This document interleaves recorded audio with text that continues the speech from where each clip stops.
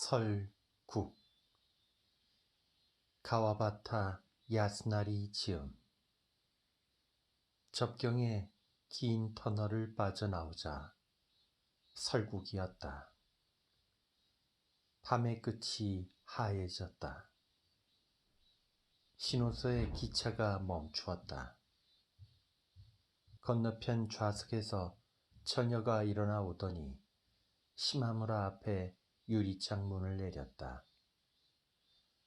눈에 냉기가 흘러들었다. 처녀는 창문 가득 몸을 내밀고 멀리 외치듯이 역장님! 역장님! 등불을 들고 천천히 눈을 밟으며 온 사내는 콧등까지 목도리로 감싸고 귀에 모자의 털가죽을 늘어뜨리고 있었다. 벌써 그런 추위인가 싶어 시마무라가 밖을 내다보니 철도 관사인 듯한 바라크가 산 기슭에 을씨년스럽게 흩어져 있을 뿐 눈빛은 거기까지 가기 전에 어둠에 삼켜져 있었다. 역장님, 저예요. 안녕하셨어요? 요관이야. 돌아오는 거야?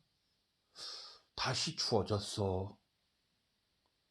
제 동생이 이번에 여기서 근무하게 되었다면서요. 피해가 많아요. 이런 곳 금방 적적해서 질릴 거야. 젊은 나이에 안 됐어. 아직 어린애니까 역장님께서 잘 가르쳐 주세요. 잘 부탁드려요. 괜찮아. 잘 하고 있으니까. 이제부터 바빠질 거야. 작년엔 대설이었지. 눈사태가 잦아서 말이야. 기차가 오도 가도 못하는 바람에 마을에서도 밥을 지어대느라 바빴지. 역장님은 퍽 옷을 두껍게 껴입고 계시는 것 같군요. 제 동생의 편지에는 아직 조끼도 안 입고 있는 것 같이 쓰여 있던데요. 나는 옷을 4겹이나 껴입었지. 젊은 사람들은 추우면 술만 마신다고. 그래가지고 여기저기 나 동그라지는 거야. 그러니 감기에 걸리지. 역장은 관사 쪽으로 손에 든 등불을 돌렸다. 제 동생도 술을 마실까요? 아니야. 역장님, 이제 돌아가시게요. 난 다쳐서 병원에 다니고 있어. 어머나, 안 됐군요. 기모노에 외투 차림인 역장은 추운 데 서서 하는 이야기를 끝내고 싶은 듯 이내 뒷모습을 보이면서 그럼 자, 조심해서 가요. 역장님, 제 동생은 지금 안 나와 있나요? 하고 요코는 눈 위를 살펴보고 역장님, 제 동생을 잘 돌봐주세요. 부탁드려요. 애처로우리만큼 아름다운 목소리였다. 높은 울림 그대로 밤의 눈에서 메아리쳐 올 것 같았다. 기차가 움직이기 시작해도 그녀는 창에서 가슴을 들여놓지 않았다. 그렇게 해서 선로 아래를 걷고 있는 역장에게 다다르자 역장님, 이번 휴일에 집에 오라고 동생에게 일러주세요. 알았어. 하고 역장이 크게 소리를 질렀다. 요코는 창문을 닫고 빨개진 볼에 양손을 대었다. 제설차를 3대 갖추고 눈을 기다리는 접경의 산이었다. 터널의 남북으로 전력으로 눈사태를 알리는 통보선이 연결되어 있었다. 제설 인부 연 인원 5,000명에 더하여 연 인원 2,000명의 소방청년단의 출동 준비가 이미 갖추어져 있었다. 그러한 얼마 안 있어 눈에 파묻힐 철도 신호소에 요코라는 처녀의 동생이 이번 겨울부터 근무하고 있다는 것을 알게 되자 시마무라는 한층 더 그녀에게 흥미를 느끼게 되었다. 하지만 여기서 처녀라고 하는 것은 시마무라에게 그렇게 보였기 때문일 뿐 동반한 남자가 그녀와 어떻게 되는지 물론 시마무라는 알 리가 없었다. 두 사람의 태도는 부부 같아 보였으나 남자는 분명히 병자였다. 병자를 상대하게 되면 어느덧 남녀의 거리감이 좁혀지고 정성껏 시중을 들면 들수록 부부 같아 보이는 법이다. 실제로 또 자기보다 연상의 남자를 돌보는 여자의 앳된 어머니 같은 모습은 먼 발치에서 보기에는 부부처럼도 생각될 것이다. 시마무라는 그녀 혼자만을 따로 떼어 그 모습에서 느껴지는 느낌으로 제멋대로 처녀일 거라고 단정하고 있었을 뿐이었다. 하지만 거기에는 그가 그 처녀를 이상한 눈으로 너무나 뚫어지게 응시한 결과 그 자신의 감상이 다분히 보태진 것인지도 모른다. 벌써 3시간이나 전의 일로 시마무라는 지루한 나머지 왼손 집게 손가락을 이리저리 움직이며 들여다보고는 결국 이 손가락만이 이제부터 만나러 가는 여자를 생생하게 기억하고 있었다. 또렷이 생각해 내려고 조바심을 내면 낼수록 종잡을 수 없이 희미해져가는 신통치 않은 기억 속에서 이 손가락만은 여자의 촉감으로 지금도 젖어 있어서 자신을 멀리 있는 여자에게로 끌어당기는 것만 같다고 신기하게 생각하면서 코에 대고 냄새를 맡아보기도 하다가 문득 그 손가락으로 유리창에 선을 긋자 거기에 여자의 한쪽 눈이 또렷이 떠올랐던 것이다. 그는 놀라서 소리를 지를 뻔했다.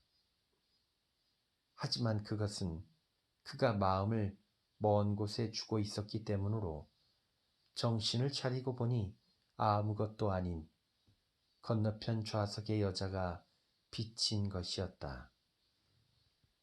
밖은 땅거미가 져 있고 기차 안은 불이 켜져 있다. 그래서 유리창이 거울이 된다. 하지만 스팀의 온기로 유리가 온통 수증기로 젖어 있어서 손가락으로 닿기 전에는 그 거울은 없었던 것이었다. 처녀의 한쪽 눈만이 오히려 이상스레 아름다웠지만 시마무라는 얼굴을 창에 대자 갑자기 해질녘의 경치를 보고 싶다는 듯이 여수에 젖은 얼굴을 하고 손바닥으로 유리를 문질렀다. 처녀는 가슴을 약간 기울여 앞에 누워있는 남자를 열심히 내려다보고 있었다. 어깨에 힘이 들어가 있는 것으로 보아 조금 날카로워 보이는 눈을 깜빡이지도 않을 만큼 진지하다는 걸 알 수 있었다. 남자는 창문 쪽을 베개 삼아 처녀 옆으로 구부린 다리를 올리고 있었다. 3등 칸이다. 시마물의 바로 옆자리가 아니라 하나 앞쪽의 건너편 좌석이었기 때문에 옆으로 누워있는 남자의 얼굴은 귀 언저리까지밖에 거울에 비치지 않았다. 처녀는 시마무라와 마침 비스듬히 마주보고 있는 셈이어서 직접 쳐다볼 수도 있으나 그네들이 기차에 올라탔을 때 뭔가 서늘하게 쏘는 듯한 처녀의 아름다움에 놀란 눈을 내리까는 순간 처녀의 손을 굳게 잡은 남자의 파리하고 누런 손이 보였기 때문에 시마무라는 2번 다시 그쪽을 바라보아서는 안 될 것 같은 기분이 들었던 것이다. 거울 속의 남자의 안색은 그저 이제 처녀의 가슴 언저리를 보고 있으니 편안하다는 듯이 안정되어 있었다. 약한 체력이 약한 대로 아기자기한 조화를 띠고 있었다. 목도리를 베개로 깔고서 그것을 코 밑으로 둘러 입을 꼭 덮고 그리고 나서 다시 왼쪽에 뺨을 싸서 일종의 복면을 한 것 같은 형상이었으나 늘어지기도 하고 코에 덮이기도 한다. 남자가 미처 눈을 움직이기도 전에 처녀는 부드러운 손놀림으로 고쳐주고 있었다.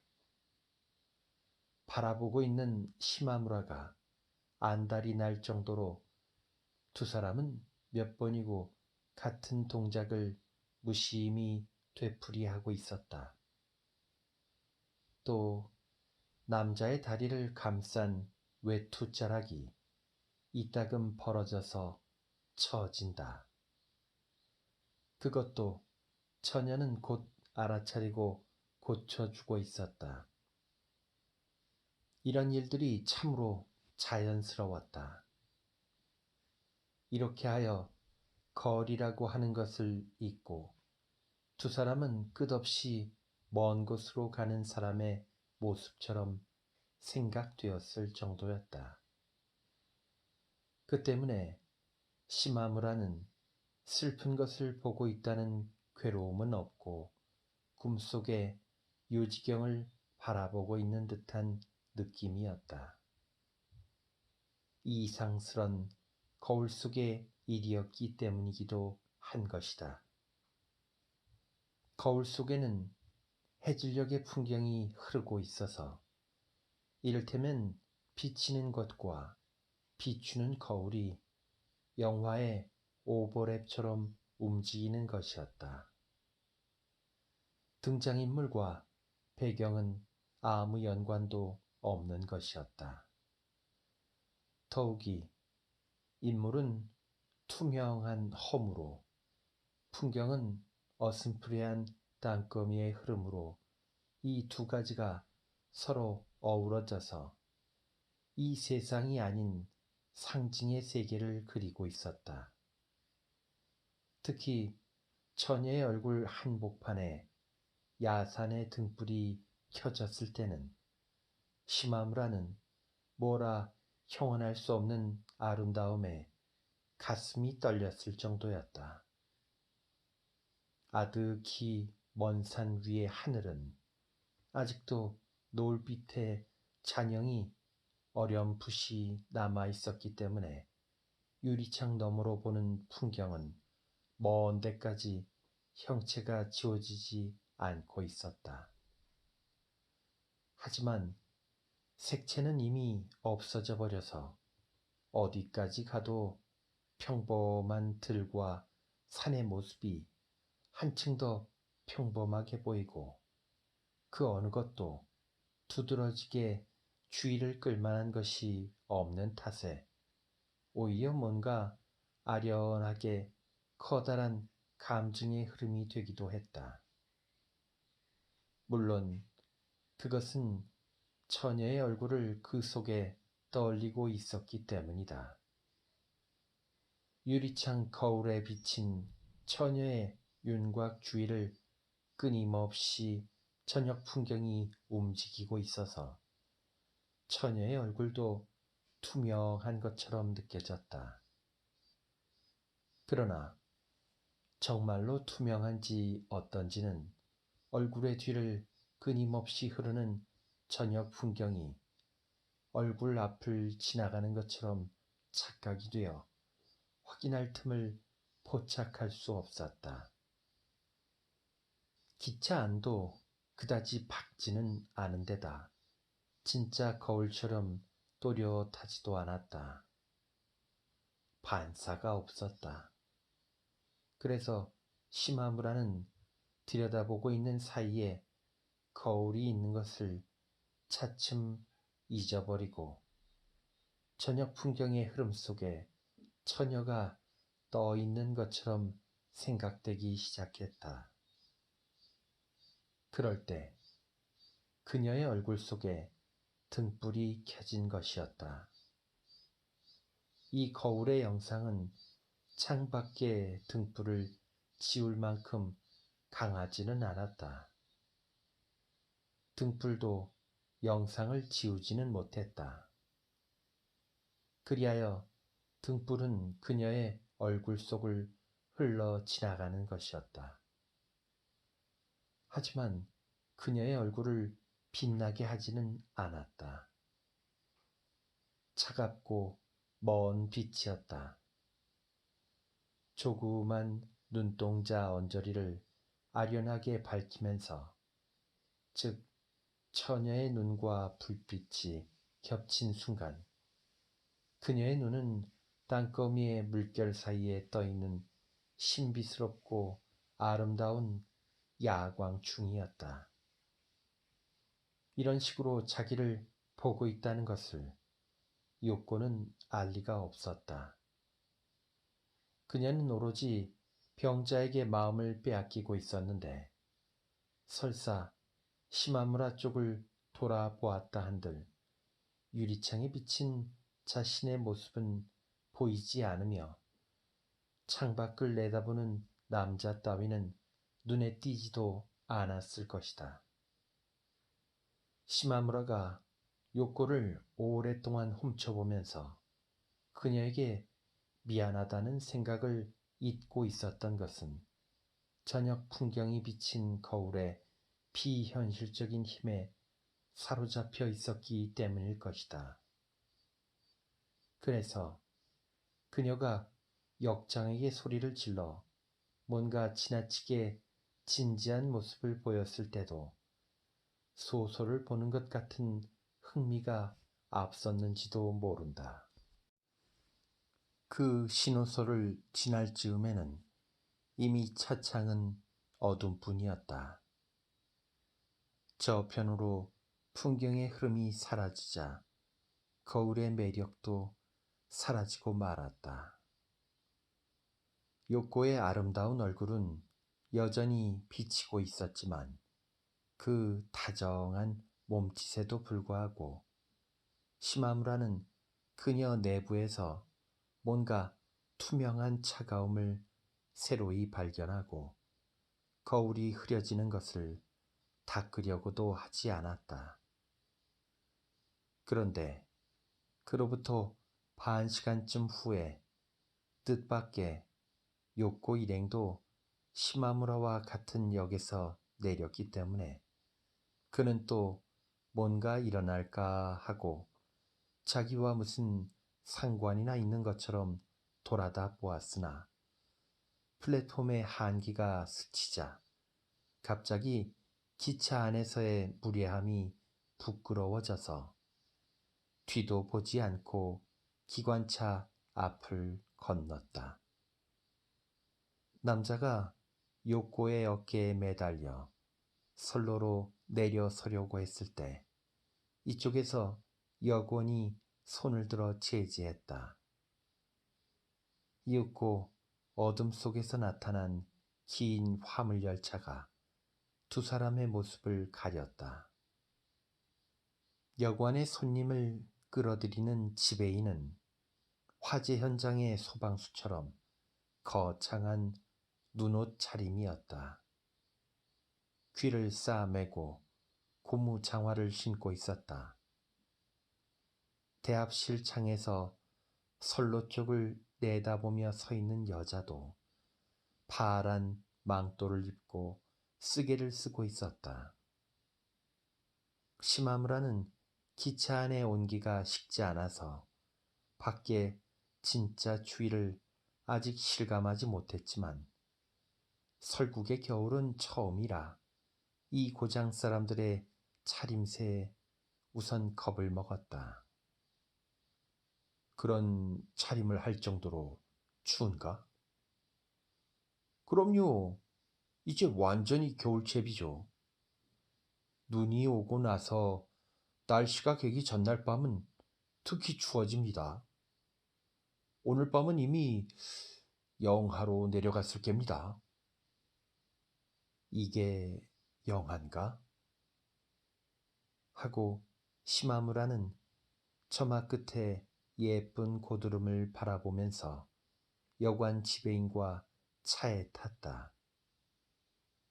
눈빛이 집집의 낮은 지붕을 한층 낮아 보이게 해서 마을은 고요히 바닥에 가라앉아 있는 것 같았다.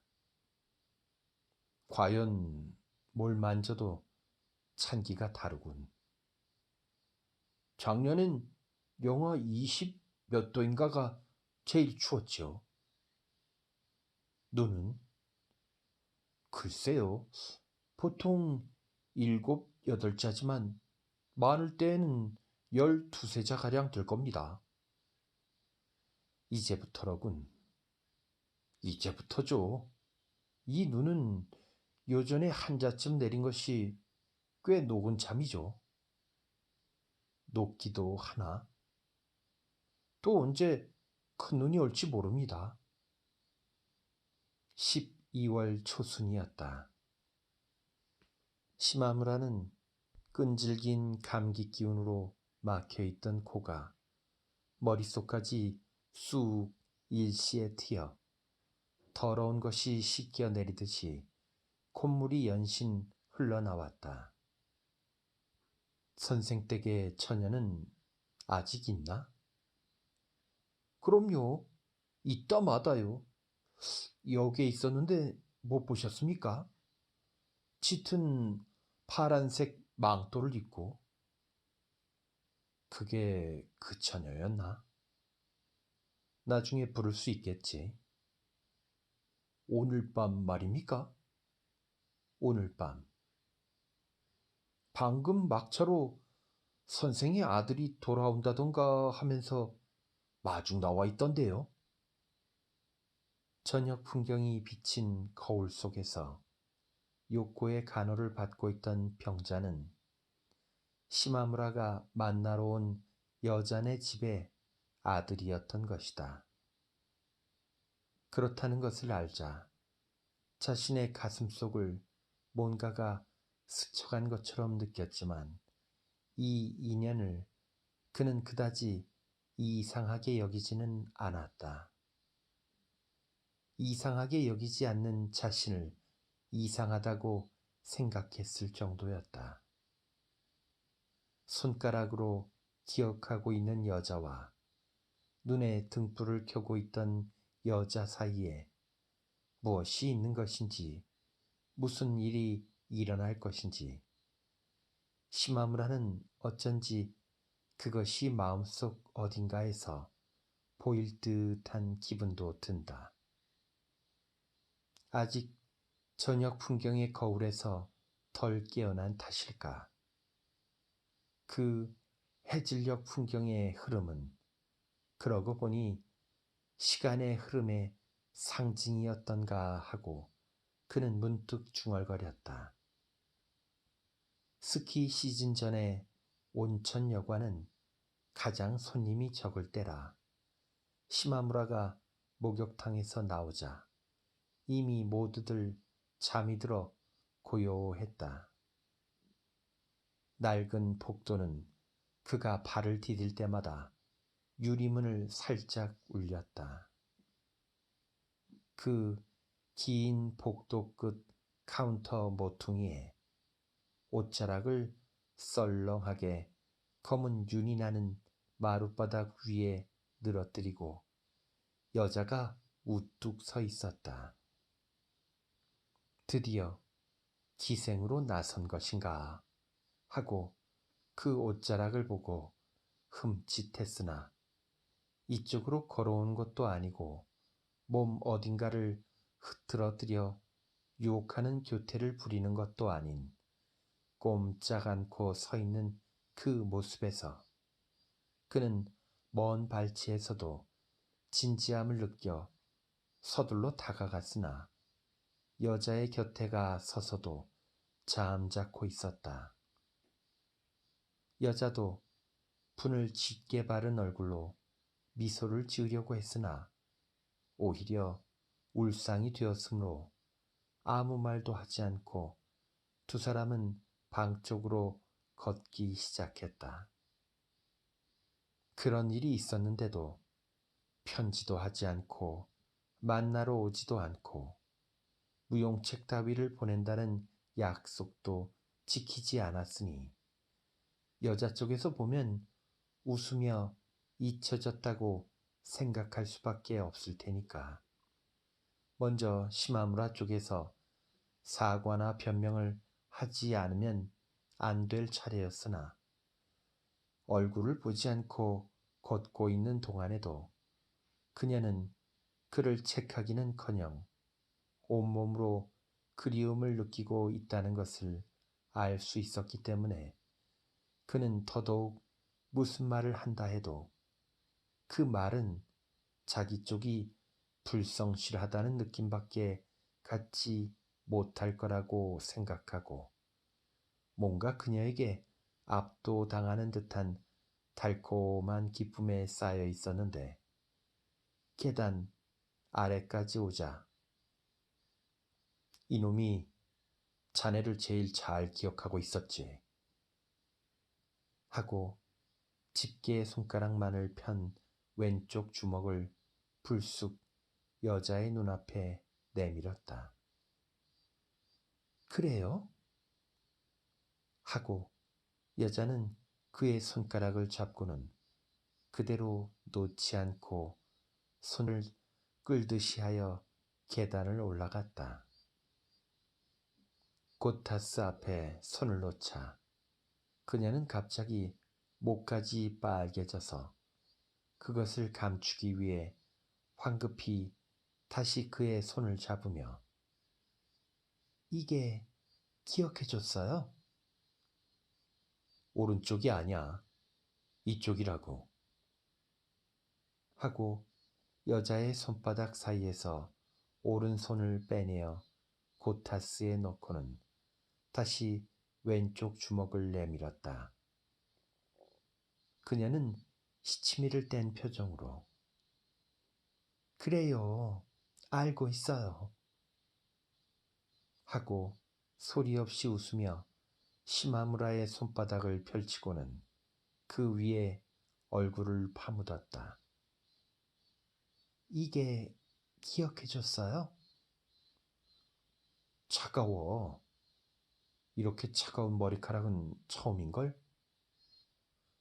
도쿄는 아직 눈이 안 와요? 자네는 그때 그렇게 말해 주었지만 그건 역시 거짓말이야. 그렇지 않으면 누가 연말에 이런 추운 곳에 오겠나. 그때는 눈사태 위험한 시기가 지나고 실록의 등산 시즌에 들어갔을 무렵이었다. 으름덩굴의 새순도 얼마 안 있어 밥상에서 볼 수 없게 된다.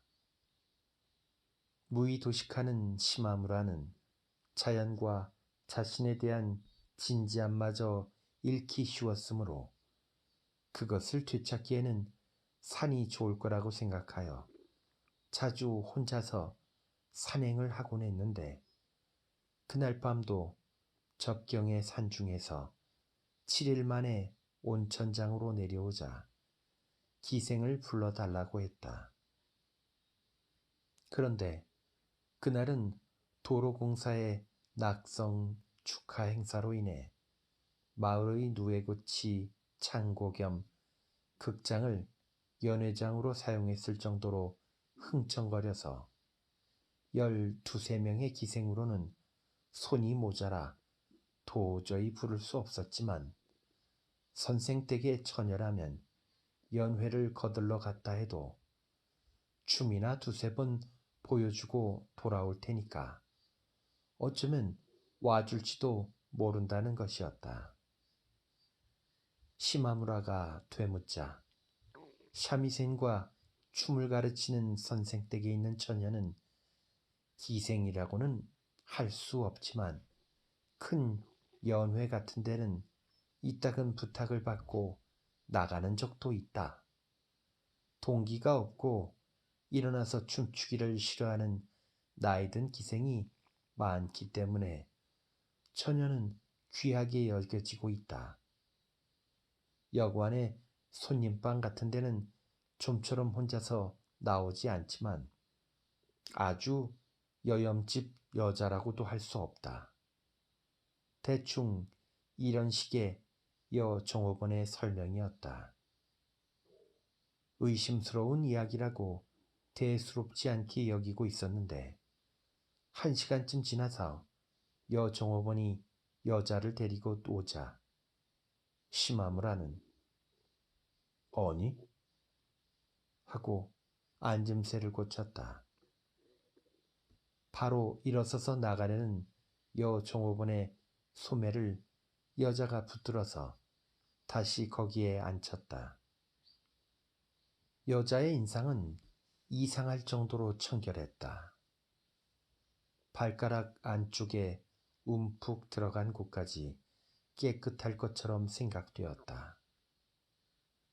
산중의 초여름을 보고 온 자신의 눈 탓인가 하고 시마무라는 의심했을 정도였다. 옷 매무새에 어딘지 기생티가 났지만 물론 옷자락은 끌지 않았고 부드러운 옷을 오히려 단정하게 입고 있는 편이었다. 허리띠만은 어울리지 않게 비싼 것인 듯 그것이 오히려 뭔가 애처롭게 보였다. 산에 관한 이야기를 시작하자 그 틈에 여종업원은 일어나 나갔으나 여자는 이 마을에서 바라다 보이는 산들의 이름도 제대로 모르고 시마무라는 술을 마실 기분도 나지 않은 채로 있으려니 여자는 역시 태어난 곳은 이 설국이며 도쿄에서 기생 노릇을 하고 있는 동안에 몸값을 치르고 빼내준 사람이 있어서 장차 일본 무용의 선생으로서 입신하려고 생각하고 있던 참에 1년 반 만에 서방이 죽었다고 의외로 솔직하게 이야기했다. 그러나 그 사람과 사별하고 나서 오늘까지의 일이 아마 그녀의 진짜 신상 이야기일지도 모르는데 그것은 갑자기 털어놓을 것 같지도 않았다. 19이라고 했다.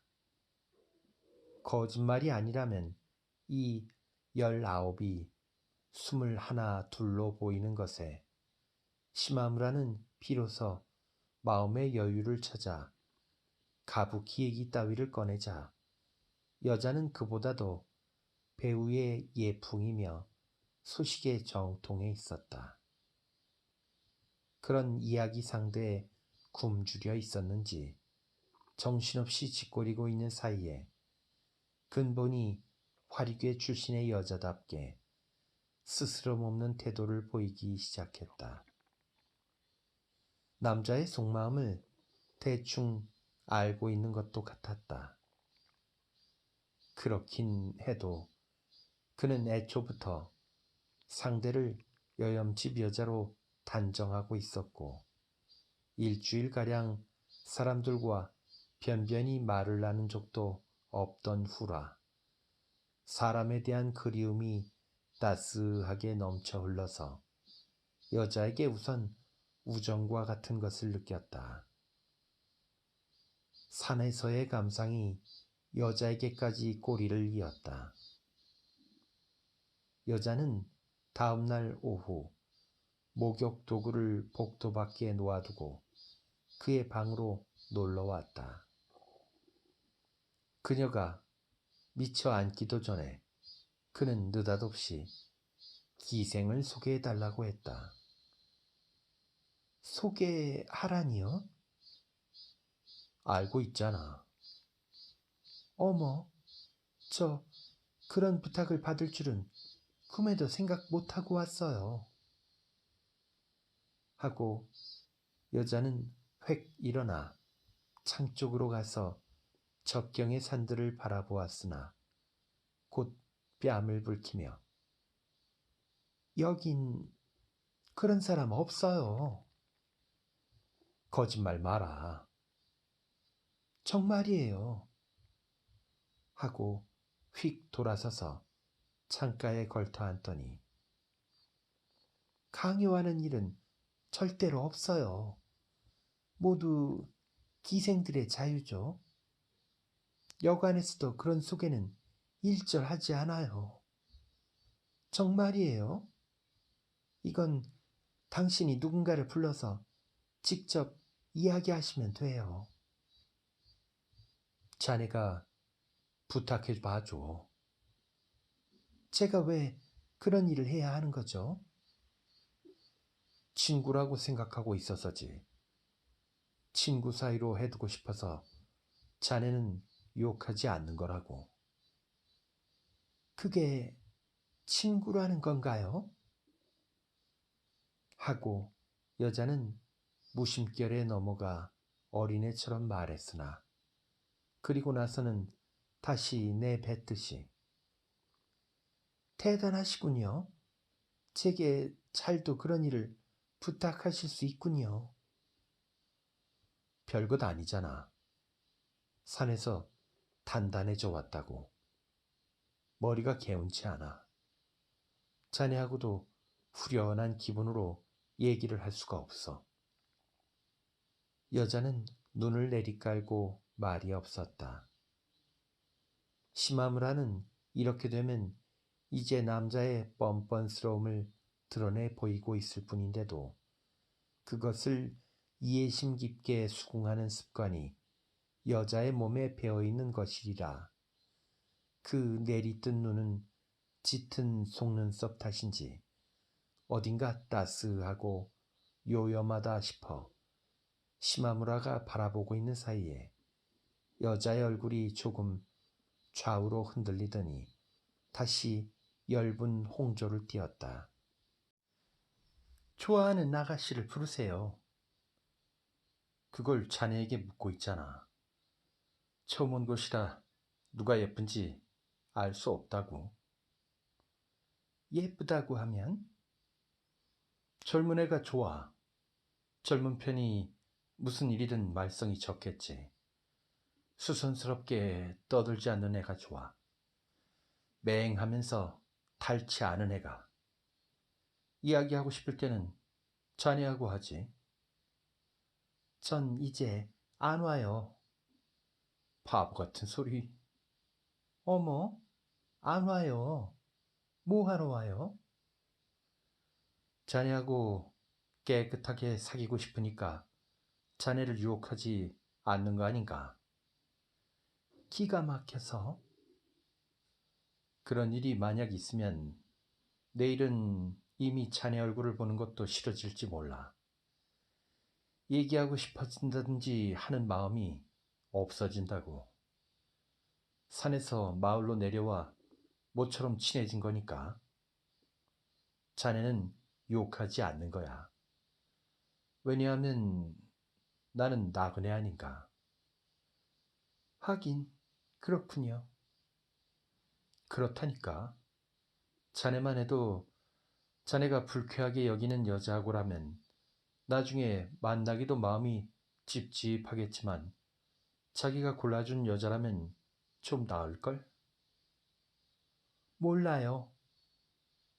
하고 세차게 쏘아붙이면서 외면은 했으나 그건 그렇지만 못하면 끝장이라고. 시시하거든. 오래가지 않을 거야. 맞아. 정말 모두 그래요. 제가 태어난 곳은 한국거든요. 여긴 온천장이잖아요. 하고 여자는 뜻밖의 솔직한 말투로 손님은 대개가 나그네인걸요. 저 같은 건 아직 어린애지만 여러 사람 얘기를 들어봐도 어쩐지 좋아서 그때는 좋아한단 말도 못했던 사람 쪽이 언제까지고 그리운 거죠. 잊지 못하는 거예요. 헤어진 다음이란 건 그런 것 같아요. 저쪽에서도 생각이 나서 편지를 주거나 하는 건 되게 그런 거지요. 여자는 창가에서 일어서더니 이번에는 창 아래 다다미 위에 다소곳이 앉아 있었다. 먼 지난 날들을 되돌아보는 듯 하면서 갑자기 시마무라의 신변에 들어 앉았다는 표정이 되었다.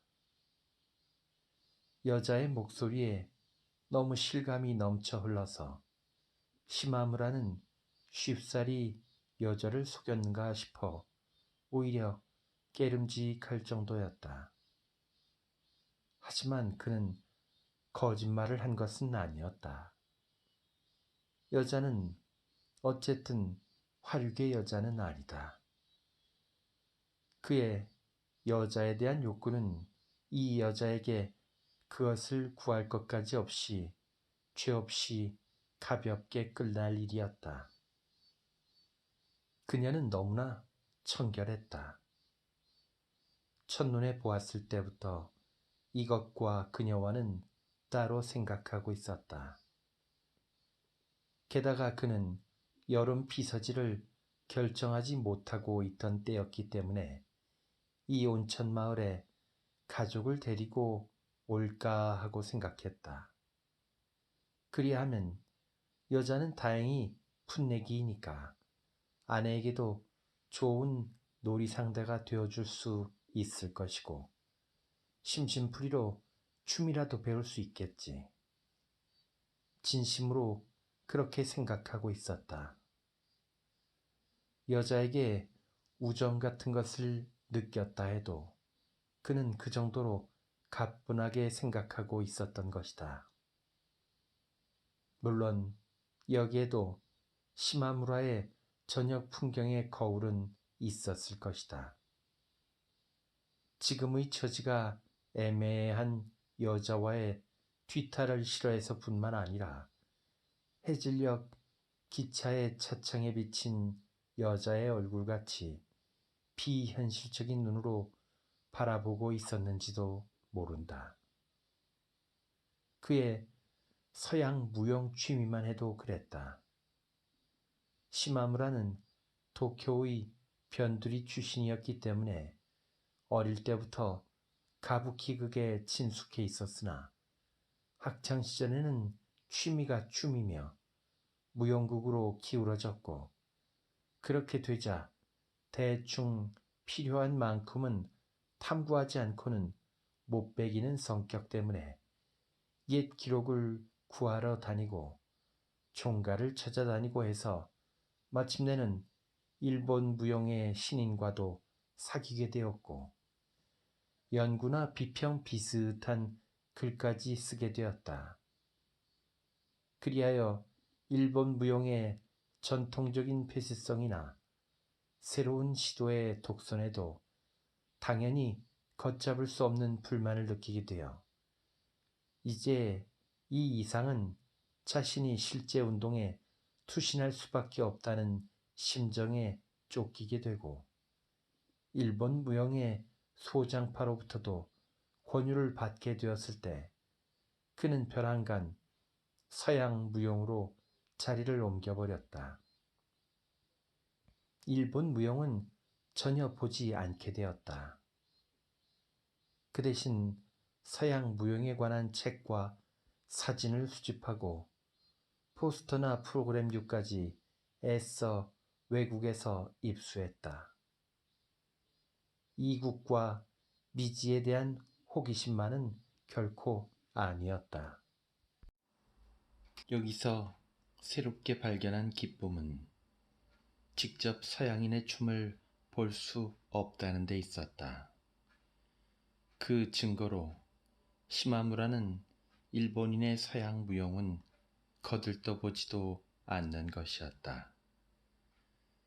서양의 인쇄물에 의지하여 서양 무용에 대해 쓰는 일만큼 안락한 일은 없었다.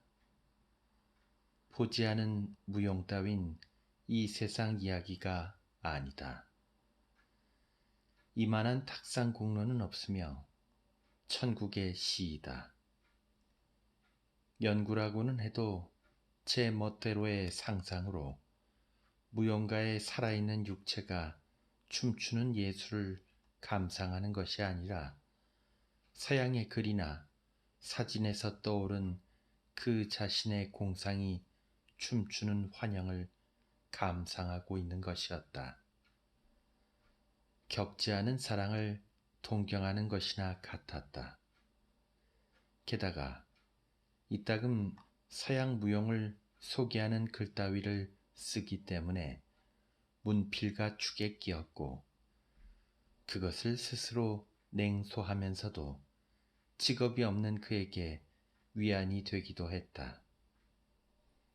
그런 그의 일본 무용 따위의 이야기가 여자를 구하 친밀하게 만드는데 도움이 되었던 것은 그 지식이 오랜만에 현실적으로 보탬이 되었다고도 할 만한 일이었지만 역시 시마무라는 자기도 모르는 사이에 여자를 서양 무용 다루듯 하고 있었던 것인지도 모른다.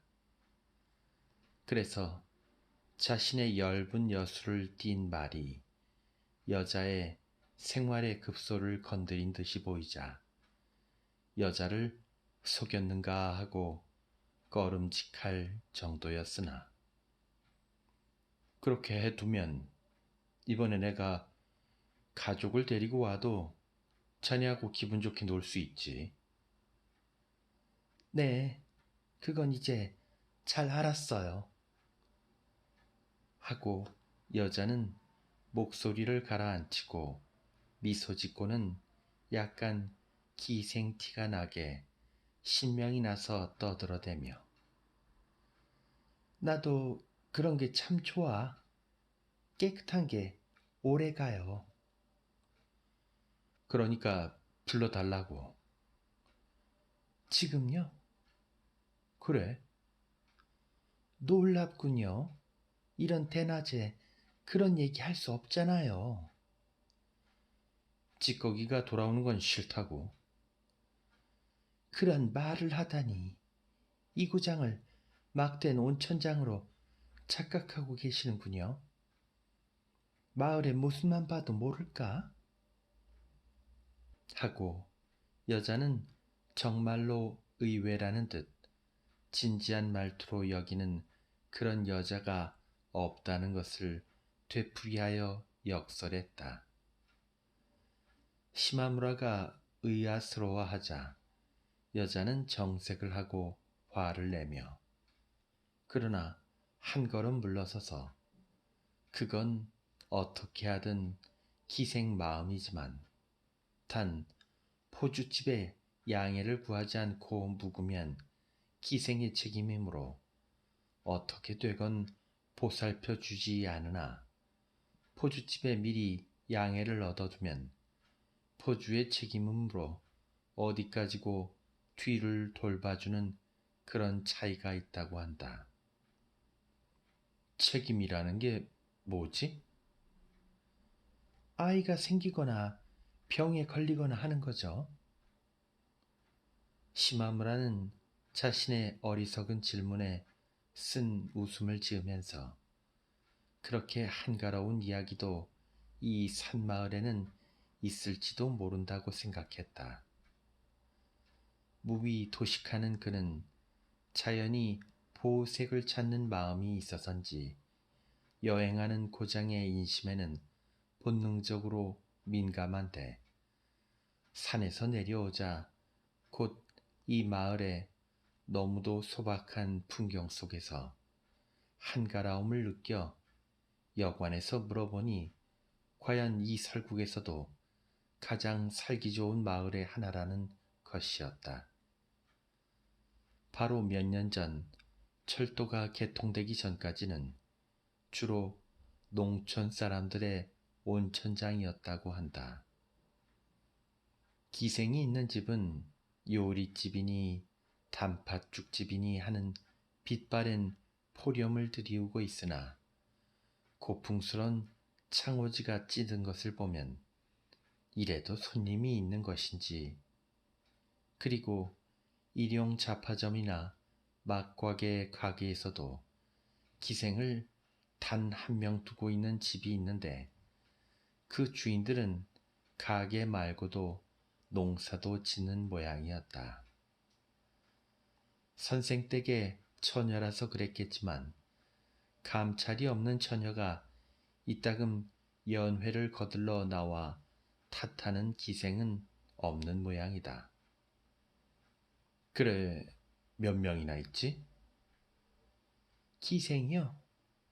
12~13명쯤 될까? 누가 좋지? 하고 시마무라가 일어서서 배를 누르자 전 돌아가야겠죠? 자네가 가면 안 돼. 싫어요.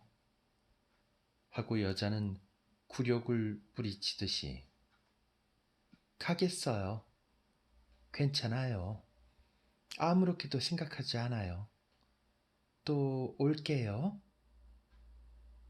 그러나 여종업원을 보자 태연하게 다시 앉았다. 여종업원이 누구를 부를까고 몇 번을 물어도 여자는 이름을 대지 않았다.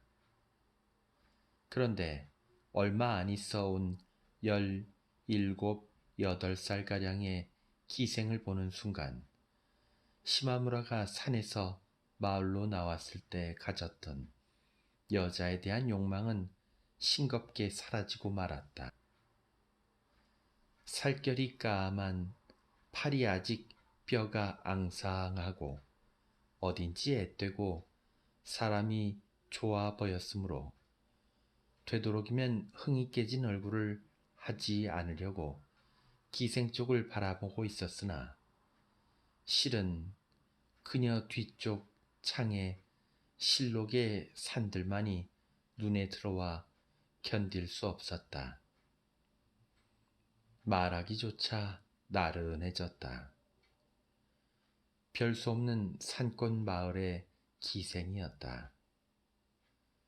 시마무라가 둥해 있으니 여자는 눈치를 챘다는 듯 잠자코 일어서서 나가버리자 더욱 흥이 깨져 그래도 벌써 1시간 정도는 지났을 테니까 어떻게 기생을 돌려보낼 방법은 없을까 하고 궁리하던 중에 전신환이 와 있던 것을 생각해냈으므로 우체국 시간을 핑계 삼아 기생과 함께 방을 나왔다. 그러나 시마무라는 여관 현관에서 실록의 향기가 짙은 뒷산을 올려다보자 그에 이끌리듯 거칠게 올라갔다. 뭐가 우스운지 혼자서 웃음이 그치지 않았다.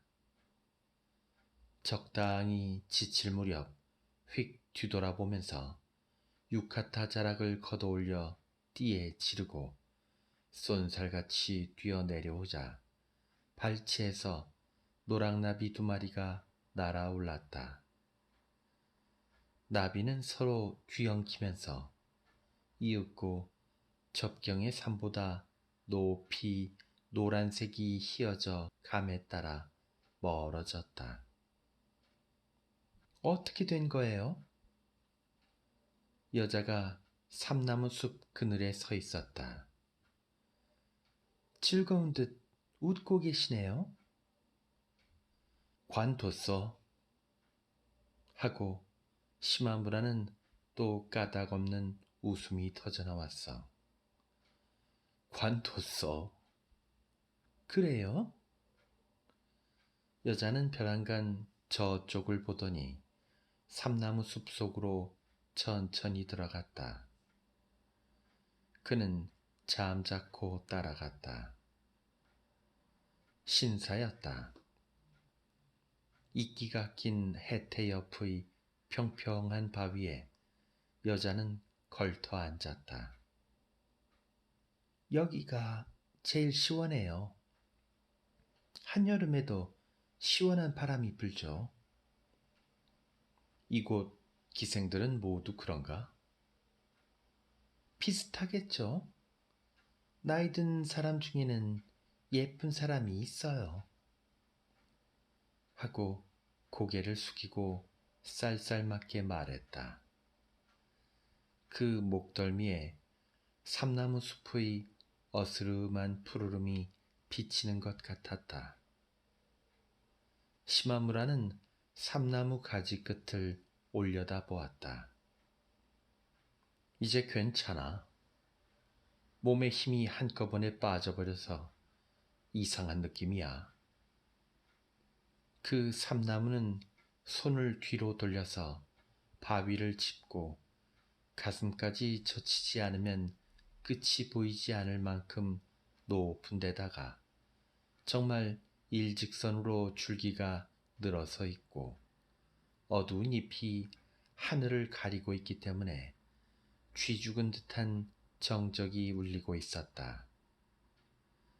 시마무라가 등을 기대고 있는 줄기는 그 중에서도 가장 수명이 오래된 나무였는데 어찌된 일인지 북쪽하지만이 위에까지 완전히 말라 죽어서 그 잎이 다 떨어지고 남은 밑동은 뾰족한 말뚝을 줄기에 거꾸로 꽂아 세워 놓은 것처럼 보이는 것이 뭔가 무서운 신의 무기 같았다.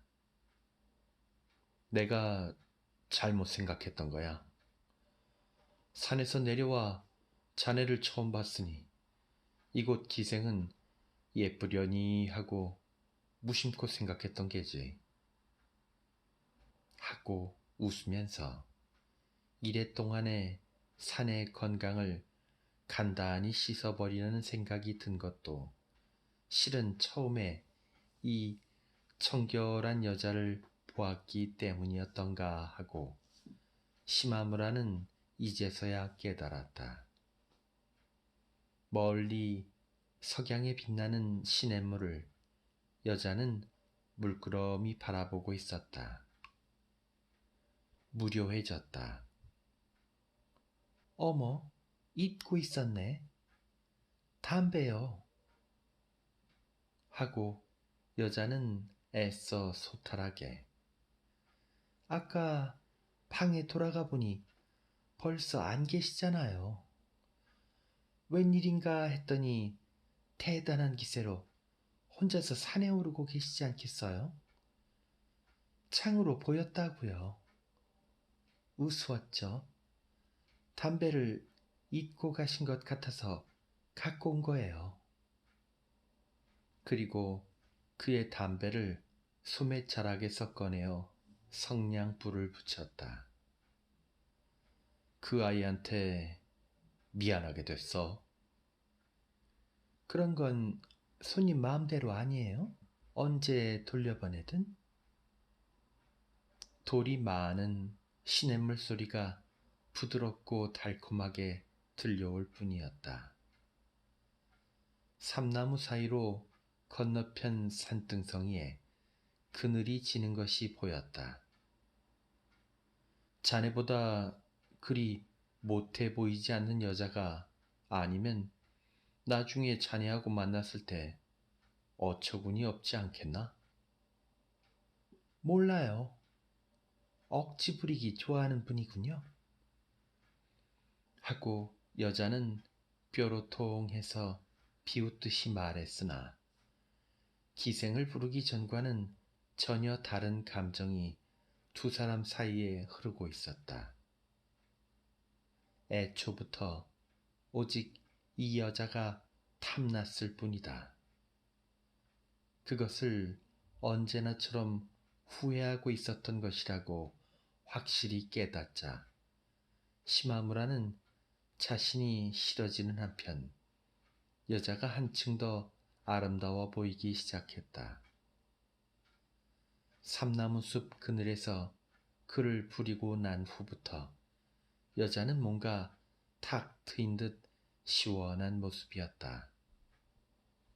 뾰족하고 오똑한 코가 좀 쓸쓸해 보이기는 하지만 그 아래 조그맣게 담은 입술은 정말 아름다운 거머리의 테두리처럼 매끄럽게 늘어났다 줄어들었다 하는 것이 잠자코 있을 때도 움직이고 있는 듯한 느낌이라서 만약 주름이 지거나 색이 나쁘거나 하면 불결하게 보일 텐데 그렇지 않고 촉촉이 빛나고 있었다. 눈초리가 올라가지도 처지지도 않고 일부러 똑바로 그린 듯한 눈은 어딘지 이상한 것 같으면서도 짧은 털이 가득 난 처진 듯한 눈썹이 그것을 알맞게 감싸고 있었다. 콧날이 오뚝한 둥근 얼굴은 그저 그런 평범한 윤곽이지만 하얀 도자기에 연분홍을 칠한 듯한 피부로 목덜미도 아직 살이 붙지 않아서 미인이라기보다 우선 청결하였다. 작부로 나섰던 적도 있는 여자치고는 약간 새가슴이었다. 어머, 어느새 이렇게 진디 등에가 모여들었어요. 하고 여자는 옷자락을 털며 일어섰다. 이대로 정적 속에 있다가는 이제 두 사람의 얼굴이 무료함으로 시들해질 뿐이었다. 그리고 그날 밤 10시쯤이었을까. 여자가 복도에서 큰 소리로 시마무라의 이름을 부르고는 털썩 던져 넘어지듯이 그의 방으로 들어왔다. 벼랑간 책상에 쓰러지더니 그 위에 있는 것을 취한 손짓으로 닥치는 대로 잡아 흐트러뜨리고 벌컥벌컥 물을 마셨다. 올겨울 스키장에서 사귄 남자들이 저녁 무렵 산을 넘어온 것을 우연히 만나 이끌리는 대로 여관에 들렀더니 기생을 부르고 야단 법석을 떨어 술을 마시게 됐다는 것이었다. 머리를 가누지도 못하면서 혼자 종잡을 수 없이 짓거려대고는 미안하니까 갔다 올게요. 어찌된 일인가 하고 찾고 있을 거예요. 나중에 다시 올게요. 하고 비틀거리며 나갔다. 1시간쯤 지나자 또 긴 복도를 흐트러진 발소리로 여기저기 부딪히고 넘어지며 오는 듯. 시마무라 씨, 시마무라 씨! 하고 새된 목소리로 외쳤다. 안 보여. 시마무라 씨! 그것은 이제 틀림없이 여자의 벌거벗은 마음이 자기 남자를 부르는 소리였다. 시마무라는 뜻밖이었다. 그러나 온 여관이 떠나갈 듯한 째지는 목소리였으므로 당황하여 일어나니 여자는 창호지에 손가락을 쑤셔 넣어 문살을 붙잡고 그대로 시마무라의 몸에 휘청하고 쓰러졌다. 아, 있었군요. 여자는 그와 뒤엉켜 앉아서 몸을 기댔다. 취하진 않았어요. 아니, 취하지 않았다고. 괴로울 뿐이라고요. 정신은 멀쩡해요. 아, 목말라. 위스키하고 섞어 마신 게 잘못이었어. 그게 머리에 돌아서 아파. 그 사람들 싸구려 술을 사왔어요. 그걸 모르고. 이런 말들을 하면서 손바닥으로 연신 얼굴을 문지르고 있었다.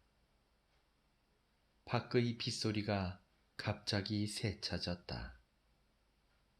조금이라도 팔에 힘을 빼면 여자는 축 늘어졌다. 여자의 머리카락이 그의 뺨에 짓눌릴 정도로 목을 부둥켜 안고 있어서 손은 품 안에 들어가 있었다. 그가 원하는 말에는 대답하지 않고 여자는 양팔을 빗장처럼 깍지 끼고 요구하는 것 위에 눌렀으나 너무 취해서 힘이 주어지지 않았는지 뭐야 이까짓 것 빌어먹을 나른해 이따위는 하고 느닷없이 자기 팔꿈치를 덥석 물었다. 그가 놀라서 떼어놓자 깊은 이자국이 나 있었다. 그러나 여자는 이제 그의 손바닥에 몸을 맡긴 채로 낙서를 시작했다. 좋아하는 사람의 이름을 써 보이겠다면서 연극이며 영화 배우의 이름을 30개나 늘어놓고 이번에는 시마무라라고만 무수히 써나갔다. 시마무라의 손바닥에 고마운 젖가슴은 점점 뜨거워졌다. 아, 안심했다. 안심했어. 하고 그는 부드럽게 말하며 어머니 같은 느낌조차 받았다. 여자는 다시 갑자기 괴로워하니 시작하더니 몸을 바둥거리며 일어서서는 방 저쪽 구석에 푹 엎드렸다. 안 돼, 안 돼. 가야지. 걸을 수 없어. 비가 많이 와. 맨발로 갈 거야. 기어가겠어. 위험해. 간다면 발에다 주지. 여관은 언덕 위라 험한 비탈이 있다. 허리띠를 풀든지 좀 누워서 깨는 게 좋을 텐데. 그래서는 안 돼요. 이렇게 하면 돼요. 습관이 돼 있어서. 하고 여자는 반드시 앉아서 가슴을 폈으나 숨이 가빠질 뿐이었다. 창문을 열고 토하려 해도 나오지가 않았다. 몸을 뒤틀어 둥글고 싶은 것을 이를 악물고 참고 있는 상태가 계속되다가 가끔 의지를 불러일으키듯 가겠어 가겠어 하고 되풀이하면서 어느새 오전 2시가 넘었다. 당신은 자요. 자라니까. 자넨 어쩌려고? 이러고 있을래요. 좀 깨면 가겠어요. 날이 새기 전에 갈 거예요. 하고 앉은 걸음으로 다가와서 시마무라를 잡아당겼다. 난 상관 말고 잘하니까요. 시마무라가 잠자리에 들자 여자는 책상에 아무렇게나 가슴을 기대고 물을 마시더니 일어나세요. 이봐요. 일어나라니까. 어쩌라는 거야? 역시 잠이나 자요. 무슨 소리를 하고 있는 거야? 하고 시마무라는 일어났다. 여자를 끌고 갔다. 이윽고 얼굴을 이리로 돌리고 저리 감추던 여자가 벼랑간 세차게 입술을 내밀었다. 그러나 그 뒤에도 차라리 고통을 하소연하는 헛소리처럼 안 돼, 안 돼요. 친구로 지내자고 당신이 말씀하셨잖아요. 하고 몇 번이나 되풀이했는지 몰랐다. 시마무라는 그 진지한 기세에 눌려 이맛살을 찌푸리고 상을 찡그리며 필사적으로 자신을 억제하고 있는 강한 의지에는 따분하고 맥이 빠질 정도여서 여자와의 약속을 지킬까도 생각했다. 난 아무것도 아까운 건 없어요. 결코 아까운 게 아니에요. 하지만 그런 여자가 아니야. 난 그런 여자가 아니라고요. 틀림없이 오래가지 않을 거라고 당신 스스로 말했잖아요. 취기로 반쯤 넋이 나가 있었다. 내가 나쁜 게 아니에요. 당신이 나빠. 당신이 친 거야. 당신이 약한 거예요. 내가 아니라고요. 하고 무심결에 중얼거리면서 기쁨에 반항하기 위해 소매를 물고 있었다. 잠시 정신이 나간 듯 조용했으나 문득 생각해내곤 찌를 듯이 당신 비웃고 있군요. 나를 비웃고 있죠. 비웃다니. 마음속으로 비웃고 있잖아요. 지금 비웃지 않더라도 틀림없이 나중에 비웃을 거야. 하며 여자는 엎드려 흐느꼈다. 그러나 곧 울음을 그치고 자신을 내주듯 나긋나긋하게 부침성 있고 세세하게 신상의 일 따위를 이야기하기 시작했다. 취기의 괴로움은 씻은 듯 가신 모양이었다. 방금의 일은 한마디도 언급하지 않았다. 어머, 이야기에 정신이 팔려서 전혀 몰랐네. 하고 이번에는 희미하게 미소 지었다. 날이 새기 전에 돌아가야 한다면서. 아직 어둡죠? 이곳 사람들은 일찍 일어나거든요. 하고 몇 번이나 일어서서 창문을 열어보았다. 아직 사람들 모습은 안 보이는군. 오늘 아침엔 비가 와서 아무도 논에 나가지 않을 테니까.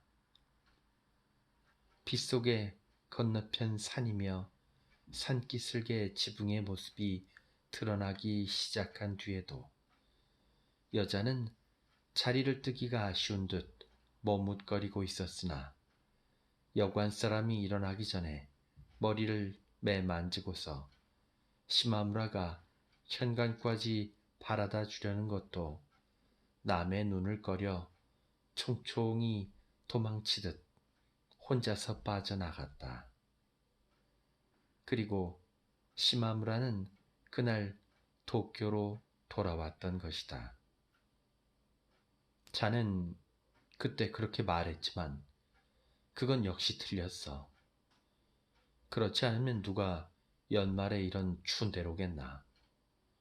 나중에도 비웃지 않는다고.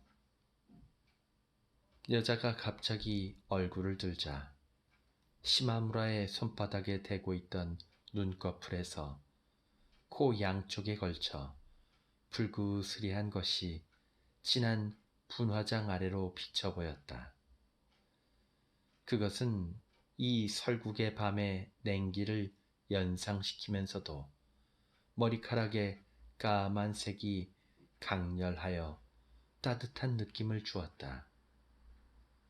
그 얼굴은 눈이 부신 듯 소리 없는 웃음을 머금고 있었으나 그런 중에도 그때를 생각하는지 마치 시마물의 말이 그녀의 몸을 점점 물들여 가기라도 하는 듯 했다.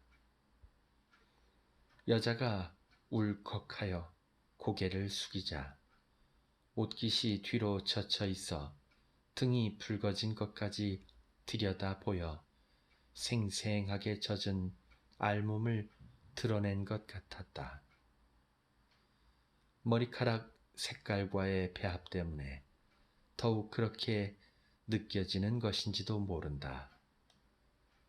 앞머리가 촘촘히 나 있는 것은 아니지만 머리카락이 남자처럼 굵고 귀 밑 머리가 하나도 없어서 뭔가 검은 광물처럼 묵직한 빛깔이었다. 조금 전에 만져보고 이런 차가운 머리카락은 처음이라고 놀랐던 것은 한기 탓이 아니라 이런 머리카락 그 자체 때문이었는가 싶어 시마무라가 다시 바라보고 있자니 여자는 고타스 판 위에서 손을 꼽기 시작했다. 그게 좀처럼 끝나질 않는다. 뭘 세고 있지? 하고 물어도 잠자코 한동안 손을 꼽으며 세고 있었다. 5월 23일이죠? 그랬군. 날짜를 세고 있었군. 7월과 8월은 큰 달이 이어지지. 봐요. 199일째예요. 꼭 199일만이에요. 한데 5월 23일이라는 걸 용케 기억하고 있군. 일기를 보면 금방 알죠. 일기? 일기를 쓰고 있나? 네, 오래된 일기를 보는 건 즐거워요. 무엇이든 숨기지 않고 그대로 쓰여 있어서 혼자 읽어도 부끄러워요. 언제부터? 도쿄에서 술집에 나가기 조금 전부터요. 그때는 돈이 궁했어요. 내 힘으로 살 수가 없었죠. 2전인가 3전짜리 잡기장에다 차를 대고 촘촘히 선을 그었는데 그것이 연필을 가늘게 깎았던지 선이 곱고 가지런했죠. 그렇게 해서 공책의 맨 위에서 맨 아래까지 깨알 같은 글씨가 가득 써 있어요. 제 힘으로 살 수 있게 되니까 안 돼요. 물건을 아끼지 않고 함부로 쓰니까. 습자만 해도 처음에는 헌 신문에다 썼었는데 요즘엔 두루마리에 직접 쓰거든요. 쭉 거르지 않고 일기를 쓰고 있나? 네, 16살 때 것하고 올해 것이 제일 재미있어요. 항상 술자리에서 돌아와서 잠옷으로 갈아입고 쓰거든요. 늦게 돌아오잖아요. 여기까지 쓰다 도중에 잠들어 버렸구나 하고 지금 읽어도 알 수 있는 데가 있어요. 그렇겠군. 하지만 날마다는 아니고 쉬는 날도 있어요. 이런 산중인데다가 술자리에 나간들 뻔하잖아요. 올해는 페이지마다 날짜가 쓰인 것밖에 살 수가 없어서 실패했어요. 쓰기 시작하면 아무래도 길어지는 수밖에 없거든요. 일기 이야기보다 더욱 시마무라가 의외라고 느낀 것은 그녀는 16 무렵부터 읽은 소설을 하나하나 적어두었는데 그 공책이 벌써 10권이나 된다는 것이었다. 감상을 적어두는 건가? 감상 같은 건 못 써요. 제목하고 지은이 그리고 나오는 사람의 이름하고 그 사람들의 관계 그런 정도죠. 그런 걸 써도 봤자 별 수 없잖아. 별 수 없죠. 헛수고로군. 그래요. 하고 여자는 아무렇지도 않게 명랑하게 대답하고는 물끄러미 시마무라를 바라보고 있었다. 정말로 헛수고라고 시마무라가 왠지 한 번 더 강조하려는 순간 눈이 울리는 듯한 정적이 전신을 휩쓸었다. 그것은 여자에게 빨려든 탓이었다. 그녀에게 있어서는 그것이 헛수고일 리가 없다는 것을 그도 알면서 대뜸 헛수고라고 몰아붙이고 나니 뭔가 도리어 그녀의 존재가 순수하게 느껴지는 것이었다. 이 여자의 소설 이야기는 일상 쓰이는 문학이라는 말과는 무관한 것처럼 들렸다. 부인 잡지를 받고 있는 정도밖엔 이 마을 사람들과의 사이에 이렇다 할 우정은 없고 나머지는 완전히 고립되어 읽고 있는 모양이었다. 고르지도 않고 별반 이해력도 없이 여관의 객실 같은 데서도 소설책이며 잡지를 눈에 띄는 대로 빌려 읽는 식인 것 같았는데 그녀가 생각나는 대로 열거하는 새로운 작가의 이름에는 시마무라가 모르는 이름이 적지 않았다. 그러나 그녀의 말투는 마치 외국 문학의 먼 이야기를 하고 있는 것 같아 욕심 없는 거린과 같은 애처로운 울림이 있었다.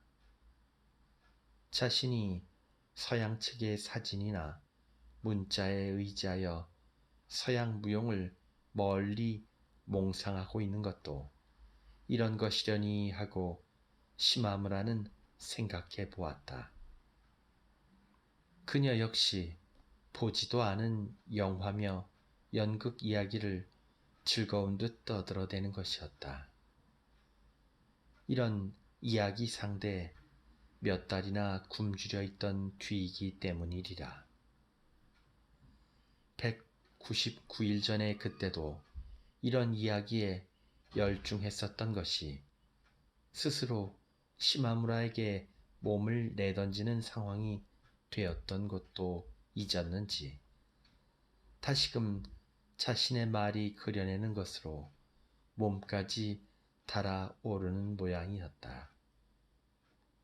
그러나 그러한 도회적인 것에 대한 동경도 이제는 이미 다소곳한 체념에 쌓여서 무심한 꿈과 같았기 때문에 영락한 도회인 같은 거만한 불평이라기보다 그저 단순한 헛수고라는 느낌이 강하게 들었다. 그녀 자신은 그것을 쓸쓸해하는 기색도 없으나 시마무라의 눈에는 묘한 피해로도 보였다. 그런 생각에 빠져버리면 시마무라 자신이 살아있는 것도 헛수고라는 먼 감상에 빠져들게 될 것이다.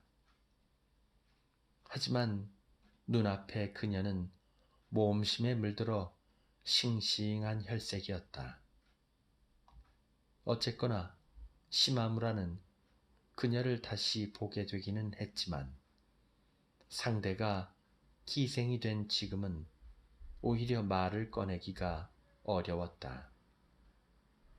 그때 그녀는 잔뜩 취해가지고 마비되어 제대로 움직이지 않는 팔을 답답해하면서 뭐야 이까짓 것.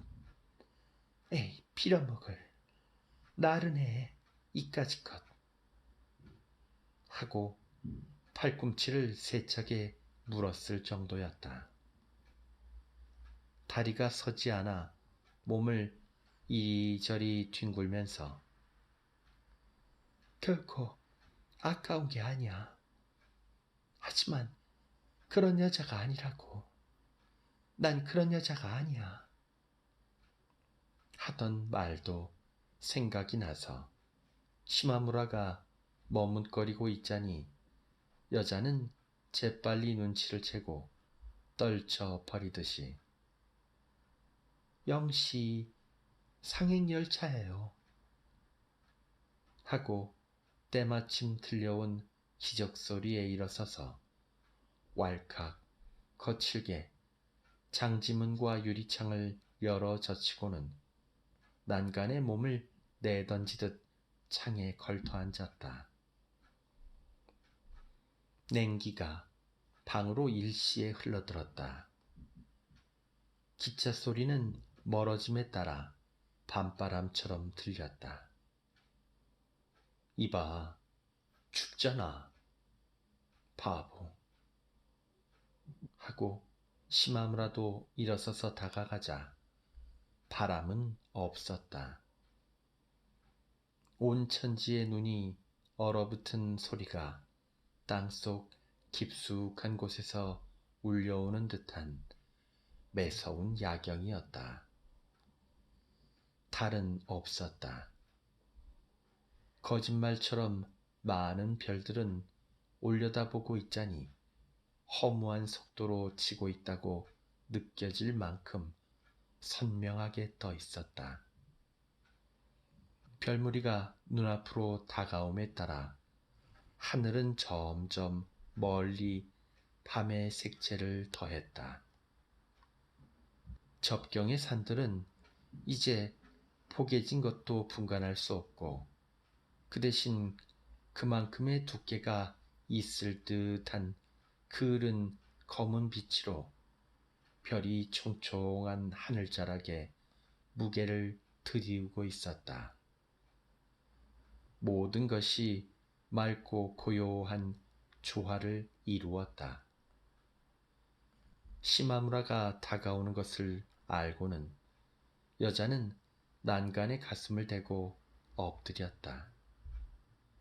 그것은 연약함이 아니라 이런 밤을 배경으로 하여 이보다 완고한 것은 없을 듯한 모습이었다. 시마무라는 또냐 싶었다. 그러나 산의 빛깔은 검은색인데도 불구하고 어찌된 일인지 그것이 역력히 흰 눈빛으로 보였다. 그러자 산들이 투명하고 쓸쓸한 것처럼 느껴지기 시작했다. 하늘과 산은 조화 같은 건 이루고 있지 않다. 시마무라는 여자의 목 언저리를 잡고 감기 걸려 이렇게 찬대 하고 와락 뒤로 일으키려 했다. 난간에 매달리면서 목맨 소리로 저 갈래요. 가?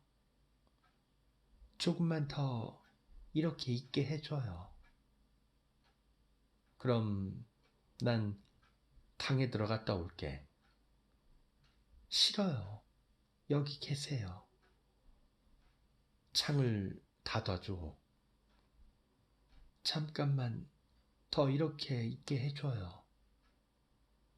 마을은 사당의 삼나무숲 그늘에 반쯤 가려져 있으나 자동차로 10분이 채 안 걸리는 정거장의 등불은 추위로 인해 쩡쩡 소리를 내며 깨질 듯이 깜빡이고 있었다.